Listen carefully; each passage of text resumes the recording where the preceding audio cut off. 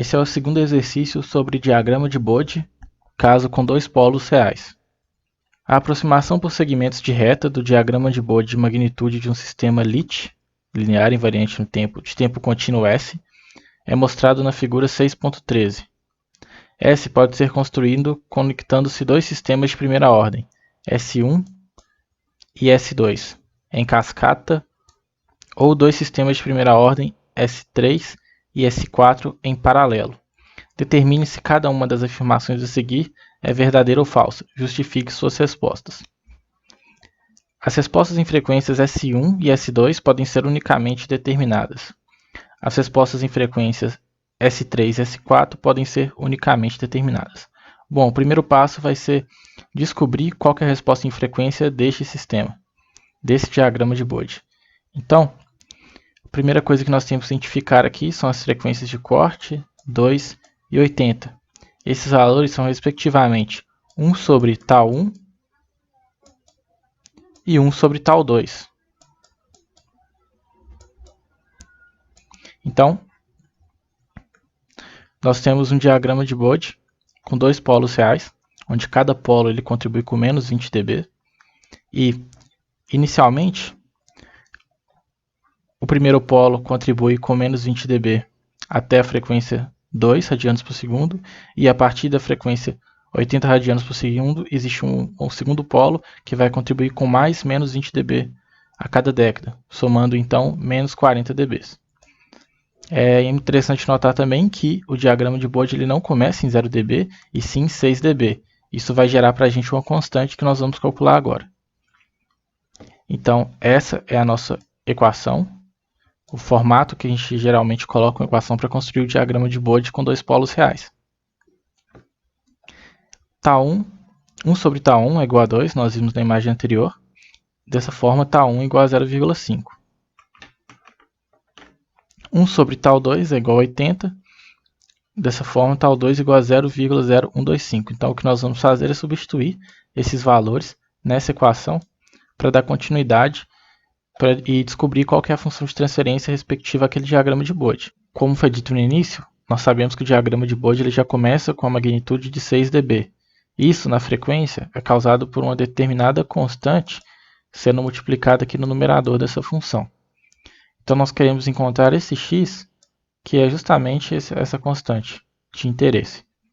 Então, foi aplicado esse valor, em decibéis é 6 dB. Então, 20 log de x na base 10 é igual a 6 dB. Realizando aqui as manipulações e utilizando propriedades de logaritmo, a gente chega em x igual a 1,995, que é aproximadamente 2. Então, após substituir Τ1, Τ2 e a constante obtida naquela equação, HJω, nós chegamos nessa expressão. Agora eu posso dividir o numerador por 0,5 e por 0,0125 e da mesma forma dividir o denominador por esses mesmos valores. Eu faço isso para colocar no formato em que as raízes dessa equação de segundo grau ela seja facilmente visualizada. Fazendo isso, eu chego nesse resultado. Nós temos 320 no numerador e embaixo nós temos aqui uma equação de segundo grau já com os formatos em que Jω aparece sozinho.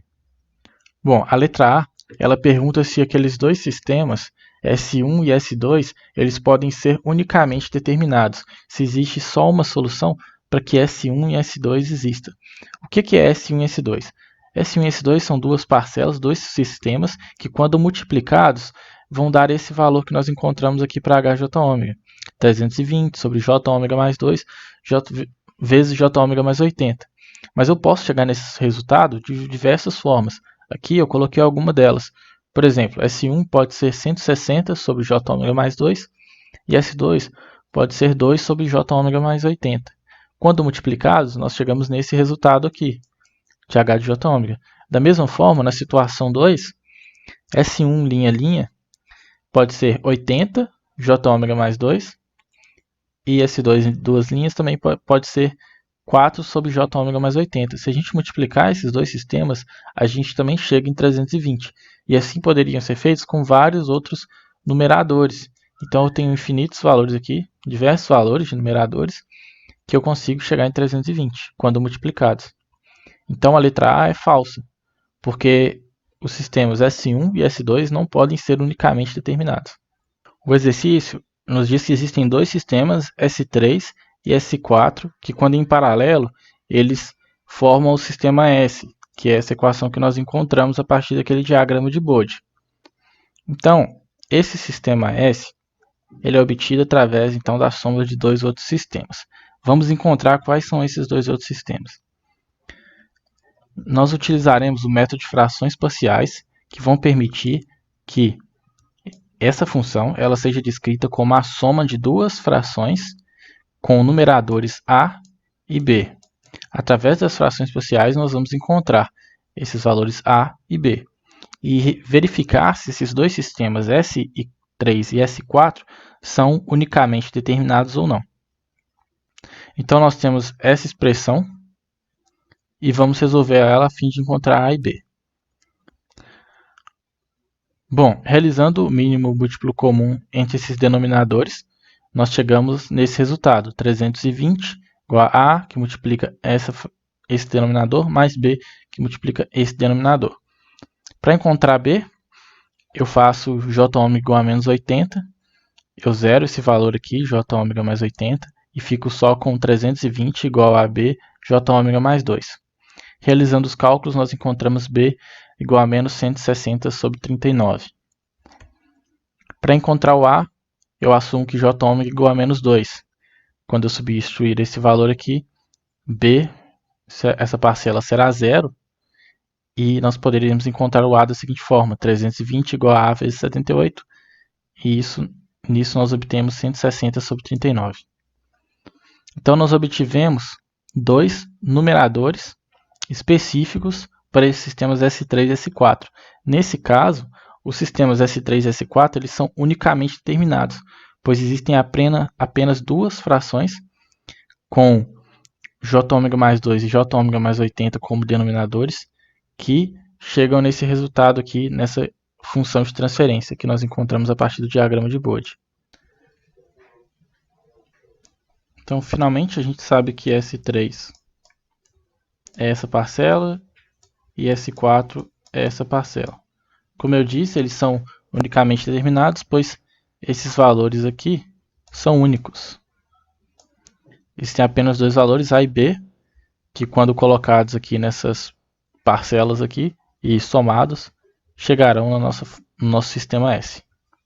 Então, em resumo, a letra A é falsa, os sistemas S1 e S2 eles não podem ser unicamente determinados, pois existem diversos valores de numeradores dos sistemas S1 e S2 que podem ser utilizados para chegar naquele sistema S.